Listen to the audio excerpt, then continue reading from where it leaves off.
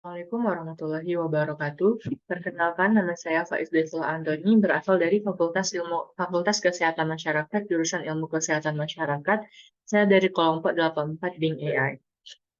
Nah, pada kali ini saya akan mempresentasikan tentang narasi logika dan hati. Narasi logika dan hati atau yang disingkat dengan NAGI merupakan tugas setiap mahasiswa baru Universitas Andalas pada acara Bakti Unan 2023. Tujuannya yang pertama, meningkatkan keterampilan komunikasi dan kreativitas dengan teknik visual dan audio yang menarik untuk menyampaikan pesan. Yang kedua, memperlihatkan kepada negara lain bahwa Indonesia sudah menuju negara berkembang. Yang ketiga, meningkatkan pemahaman global yang relevan dengan negara ini, terutama dalam perkembangan iptek. Yang keempat, memperlihatkan Indonesia mampu membuat produk iptek sendiri. Topik kali ini yaitu penyalahgunaan platform digital untuk melakukan kejahatan seksual. Topik yang saya dapatkan merupakan salah satu kasus yang sering terjadi di Indonesia. Pada kesempatan kali ini, saya akan menjelaskan definisi, bentuk-bentuk, faktor yang mendorong, dan bagaimana agar kita terhindar. Definisi, tidak bisa dipungkiri, platform digital merupakan akses yang sangat dibutuhkan oleh semua kalangan, dimulai dari anak kecil yang terbiasa sejak kecil diberikan gadget oleh orang tuanya, dan anak SD yang semenjak pandemi mulai ketergantungan oleh handphone, hingga orang tua yang butuh untuk pekerjaannya. Meskipun memiliki banyak sekali dampak positif, ternyata platform digital menyimpan segudang dampak negatif. Banyak orang yang menyalahgunakan platform digital ini seperti penipuan, pelecehan seksual, dan penyebaran situs ilegal. Apa saja sih bentuk-bentuk penyalahgunaan platform digital untuk melakukan kejahatan seksual? Yang pertama itu, pelecehan seksual melalui platform digital biasanya melalui konten gambar, video, pesan, link yang diposting, atau dikirim melalui platform yang berbeda. Yang kedua, pelecehan seksual secara online telah dikategorikan dalam 4 jenis utama. Berikut bentuk-bentuk pelecehan seksual di internet yang diantaranya. Yang pertama itu ada berbagi gambar atau video porno tanpa persetujuan.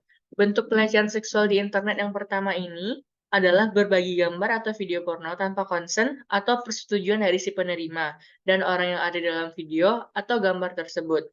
Konten yang dikirim mencakup gambar, video seksual yang diambil tanpa persetujuan, gambar atau video seksual yang diambil secara suka sama suka tetapi dibagikan tanpa persetujuan atau revenge porn. Kemudian, tindakan seksual non-konsensual seperti pemerkosaan yang direkam secara digital dan berpotensi disebarluaskan.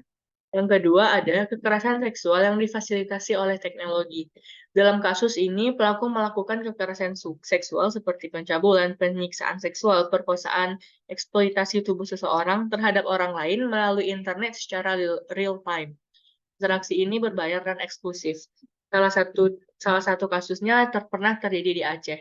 Sekumpulan pelajar dijebak oleh jaringan pelaku untuk mengirimkan gambar mereka melalui media sosial, kemudian dieksploitasi secara seksual lewat internet dan dipaksa melacur di dunia nyata.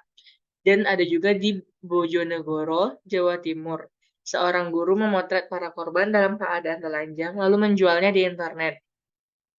Ia kemudian juga memaksa para korban untuk melakukan kegiatan seks baik di internet maupun saat tatap muka.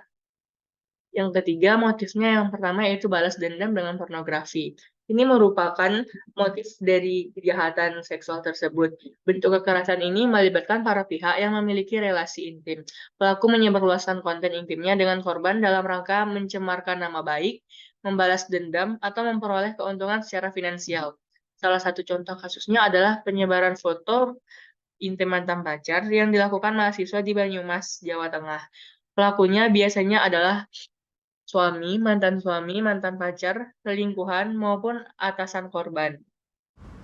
Dari materi yang telah dijabarkan dapat ditarik kesimpulan bahwa Selanjutnya yaitu kesimpulan. Penanganan kasus kekerasan berbasis gender online ini di Indonesia masih sangat terbatas karena belum ada payung hukum yang jelas. Kemampuan aparat penegak hukum dalam menangani kasus-kasus ini pun masih kurang, sehingga tak jarang banyak korban justru malah dikriminalisasikan karena melapor. Terlepas dari kekurangan tersebut, ada beberapa tindakan yang bisa dilakukan individu ketika menemukan bahwa dirinya menjadi korban kekerasan berbasis gender online. ada beberapa saran yang dapat saya berikan jika kamu ataupun orang terdekatmu menjadi salah satu korban. Saran Pertama, korban perlu menyusun kronologi kasusnya untuk keperluan pelaporan jika berlapor ke pihak berwajib. Yang kedua, menyimpan barang bukti berupa tangkapan layar gambar atau percakapan, rekaman suara, ataupun video. Yang ketiga, memutuskan komunikasi dengan pelaku apabila sudah cukup mengumpulkan bukti. Sebagai tambahan, penting bagi korban untuk melakukan konsultasi psikologis dalam rangka memulihkan dan memperkuat korban selama melakukan proses pelaporan. Keempat, pada tahap pelaporan ke jalur hukum, maka penting untuk melakukan pemetaan risiko. Pada tahap ini penting bagi korban dan pendampingnya memetakan opsi penyelesaian kasus dan risiko apa saja yang akan dihadapi oleh korban. Misalnya, apabila korban mengajukan laporan ke polisi, maka korban harus siap untuk berhadapan dengan proses interogasi yang cenderung melelahkan dan panjang. Itulah materi yang dapat saya sampaikan dimulai dari definisi, bentuk-bentuk, faktor-faktor yang mempengaruhi, dan bagaimana cara kita agar terhindar dari penyalahgunaan platform digital. Oke, mungkin itu saja yang dapat saya sampaikan. Terlebih dan kurang saya mohon maaf. Bila ada kesalahan atau penggunaan kata yang tidak tepat, wabillahi taufiq wal hidayah. Wassalamualaikum warahmatullahi wabarakatuh.